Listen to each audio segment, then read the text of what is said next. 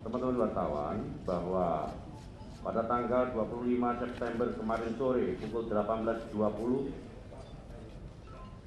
terjadi ledakan di sebelah asrama polisi Grogol, Sukoharjo. Jadi ledakan itu berdasarkan hasil pemeriksaan 7 orang saksi, kemudian petunjuk olah TKP, kemudian barang bukti yang kita amankan dan kita disposalkan, kita bisa simpulkan untuk saat ini bahwa ledakan itu bukan bom, tetapi murni dari bahan petasan yang berdasarkan keterangan saksi mau dibakar oleh anggota kita sehingga mengakibatkan meledak. Jadi hasil penyidikan yang kita lakukan terhitung sampai hari ini, ledakan itu satu, bukan bom, kita pastikan. Yang kedua, tidak ada unsur teror terkait dengan ledakan itu sendiri. Kemudian dari pengembangan saksi yang kita lakukan, benar bahwa itu adalah bahan petasan karena sudah kita lakukan pemeriksaan kepada pihak pengirim maupun penerima. Jadi pihak pengirimnya adalah CP, salah satu CP di daerah Indramayu, sudah kita periksa. Kemudian penerimanya adalah di wilayah Klaten, saudara A sudah kita lakukan pemeriksaan, membenarkan bahwa dia memesan bahan mercon atau petasan, memesan 2 kali 2 paket. Dan anggota kita Satintel Polres Surakarta kita lakukan pemeriksaan saksi korban, benar telah melakukan kegiatan kepolisian yaitu operasi dilakukan penangkapan pengamanan barang bukti yang kemungkinan saat itu dibawa pulang, kemudian kemarin coba untuk dibakar akhirnya meledak.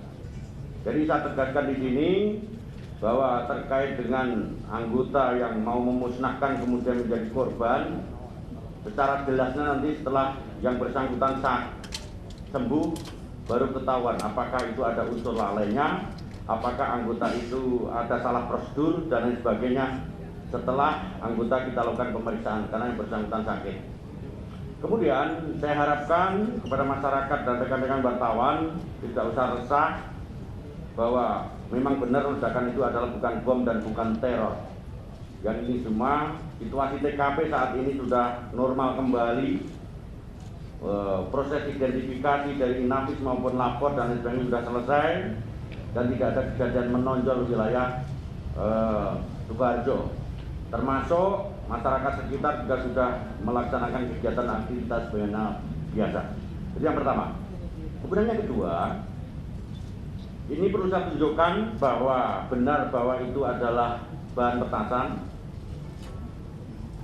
Ini adalah paket yang diamankan anggota pada saat operasi kepolisian. Kemudian kita urai oleh di bom kita dapati ada uceng itu sumbu petasan. Kemudian ini adalah BB petasan yang kita sisihkan, ada 6 kantong, 1 kantong kita sisihkan, sisanya 2 kantong kita sisihkan untuk BB, yang 4 kantong tadi malam langsung kita disposal. Ternyata memang bubuk petasan atau mercon. Ini adalah merupakan barang bukti petunjuk yang semuanya ini sudah mengerucut bagaimana saya sampaikan tadi bahwa itu adalah bukan bom, tetapi adalah petasan dan tidak ada unsur teror dan lain sebagainya. Kemudian yang perlu saya sampaikan hari ini adalah ungkap kasus menonjol operasi kepolisian terpusat. Jadi operasi kepolisian terpusat itu dilaksanakan oleh Mabes Polri yang dilaksanakan di seluruh jajaran wilayah kita termasuk Polda Jawa Tengah. Operasi Jaran Candi untuk Polda Jawa Tengah kita lakukan setelah kita amankan hampir 418 kendaraan bermotor Saya ulangi, 418 kendaraan, baik itu roda 2 maupun roda 4. Dan berhasil kita angkat 389 orang tersangka kita lakukan penangkapan.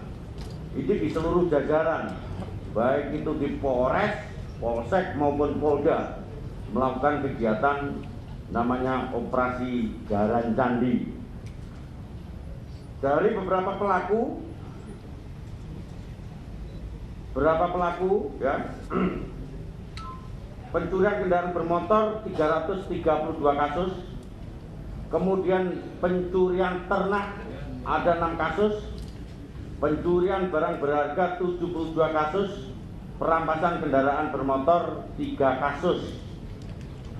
Yang modus operandinya adalah pelaku mencari sasaran dengan cara acak atau berkenalan dengan korban. Setelah akrab, pelaku membawa kendaraan korban. Kemudian pelaku memasuki rumah dengan cara memanjat. Itu modus operandi yang telah berhasil kita ungkap karena tersangka dan petunjuk bukti lainnya sudah bisa kita amankan. Manjat rumah, jendela, kemudian mengambil kunci mobil dan membawa kabur. Atau pelaku modus operandinya berpura-pura sebagai pembeli, kemudian menodongkan kepada korban, kendaraannya dibawa kabur. Dari beberapa pengungkapan kasus ini, ada 1 kasus yang menonjol, yaitu di Polres Tegal, di mana kasus ini adalah kasus 363. Jadi pelaku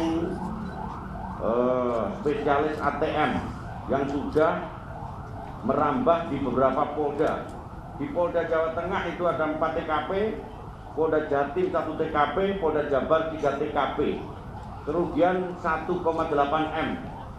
Jadi pelaku khusus pencurian ATM di Polres Tegal. Pengungkapan Polres Tegal di backup oleh Polda ini berdasarkan pengembangan scientific crime investigation, yaitu CCTV, kita analisa wajah, ada tai lalat yang itu merupakan petunjuk, berhasil kita ungkap. Dan ini akan kita kembangkan di seluruh jajaran Polda yang lain, di antaranya adalah Jabar dan Jatim.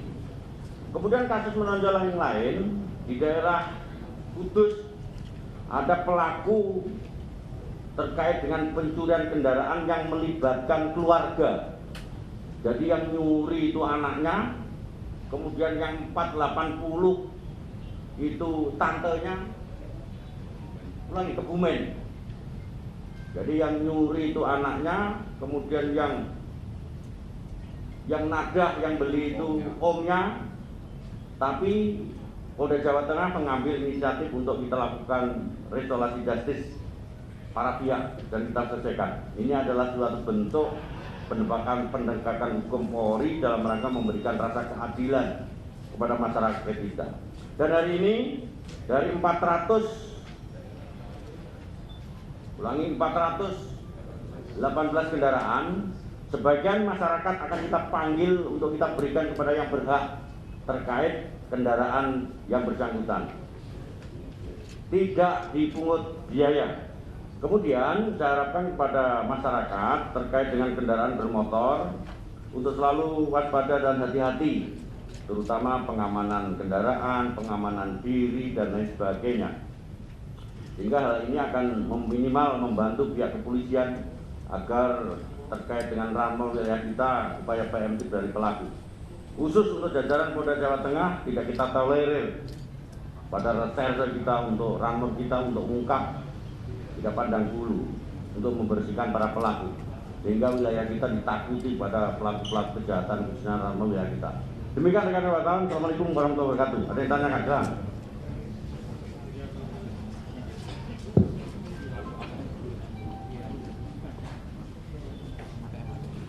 Silakan Pak. Terima kasih, saya Joko dari Jakarta Post. Untuk barang bukti di Solo itu hasil razia pada tahun 2021. Kenapa baru diungkap, dibuka maupun mau dimusnahkan pada tahun ini? Apakah ada durasi waktu, misalkan 1 bulan kemudian bisa disposal atau bagaimana? Nanti saya tanya kalau jenis korbannya sudah bisa bicara, Pak. Okay. Jadi nanti kita tanya, kita periksa bahwa yang bersangkutan setelah bisa kita lakukan pemeriksaan. Yang jelas kalau hasil analisa sementara, Polresta Solo itu kan dilakukan pembangunan dari tahun 2021. Mungkin anggota itu inisiatif untuk dibawa pulang itu BP-nya. Kan dibangun itu. Polresnya kan pindah dari Polres lama ke Polres baru. Jadi mungkin inisiatif dibawa pulang kok sesuk kelingan ono BP diobong meledos mungkin. Tapi ini mungkin loh Pak. Belum saya periksa itu anggota kita. Jadi unsur lalai kemudian salah prosedur kita buktikan kalau korban nanti sudah sembuh, doakan segera sembuh. Karena lukanya kalau di koran itu 70%, tadi malam saya cek 30%, 37% luka bakar, tapi bagian atas, jadi urung bisa ngomong, sama kaki itu ada luka terbuka. Doakan segera sembuh, kita periksa sehingga tahu persis terkait dengan implikasi ledakan. Yang jelas saya berpesan masyarakat nggak usah resah, ini bukan bom dan bukan teror. Jelas, Bapak? Terima kasih. Oke, lanjut. Oke, itu siap. Untuk informasi Bapak, tadi malam untuk di 2 tempat terpisah diamankan statusnya masih saksi atau tersangka. Kemudian dengan demikian total sudah berapa saksi ataupun sudah barangkali ditingkatkan menjadi tersangka. Terima kasih. Jadi saksi yang kita periksa 7. 2 itu saksi pengirim, ulangi. 1 itu pengirim, 1 penerima, dan saksi korban 2, keluarga 1, jadi 7. Untuk saksi sekarang statusnya baru diamankan untuk kita mintain keterangan, karena itu nanti saksi akan memberikan suatu petunjuk terkait dengan impact daripada ledakan itu sendiri. Oke, masih dalam pemeriksaan, sabar. Lanjut.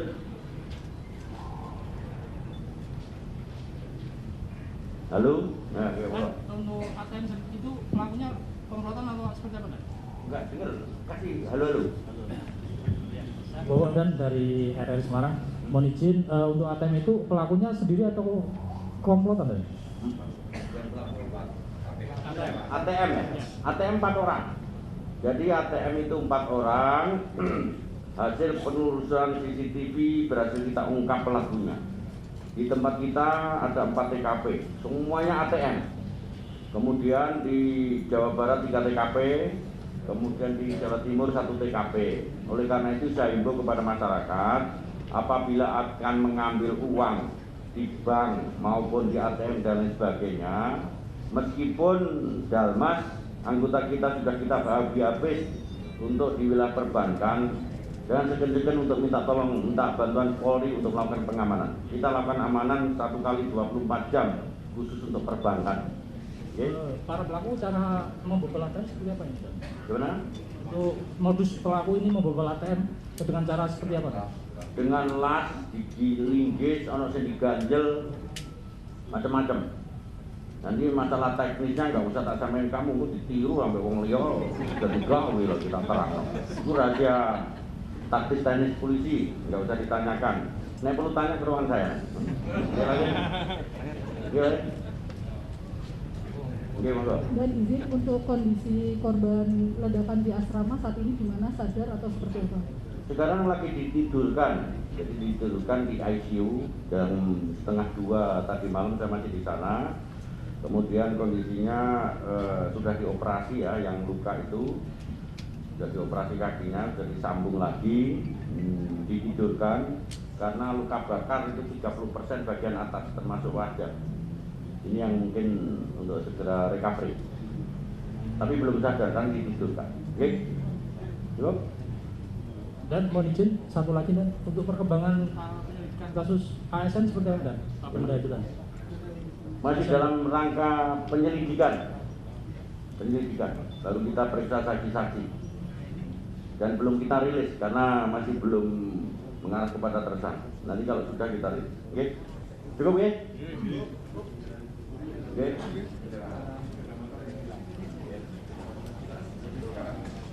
Langsung. Oke, terima kasih. Assalamualaikum warahmatullahi wabarakatuh. Setelah ini ada penyerangan sepeda motor yang hilang. Kembalikan silakan, baikkan.